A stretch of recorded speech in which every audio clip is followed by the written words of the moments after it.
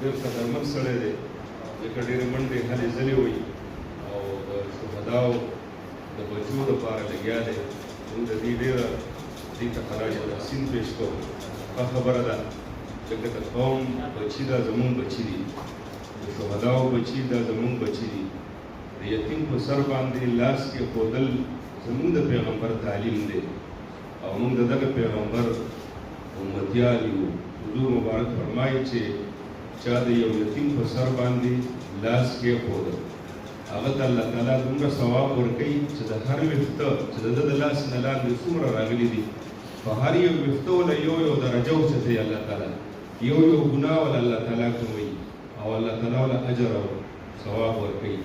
زمونږ د پاکستان پولیسو، زمونږ د پاکستان فوج آرمی الحمدلله هغوی د خپل ملک د خپل مذهب دفاع کړې ده او موږ ته په هغې باندې فخر دی. څنګه چې دوی مشران وویل چې ګوره هغوی قوم بچ کوي، مشران بچ کوي، ځان مخې ته ګولۍ ته نیسي، ځان مخې ته بم ته نیسي. دا زموږ دپاره ډېره لویه د فخر خبره ده. او حب الوطن من الایمان، د ایمان د وطن محبت دا د ایمان جز دی.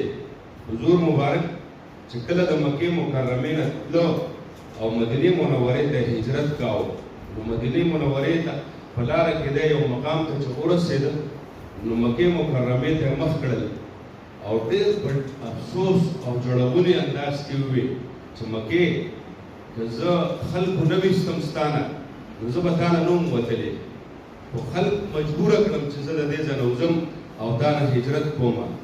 دا خبره زه صرف دې وجې نه کوم چې زمونږ دوی په داسې انداز باندې وکړله چې یاره ګنې مطلب دا دی چې زما د هغې یعنې ملګري یا زما چې دوی سره چا خبرې کړي دي د هغه به ګنې دا خیال چې یاره ګنې زمونږ د دې شهداو سره مینه نشته یا زمونږ د وطن د قوم د بچو سره مینه نشته.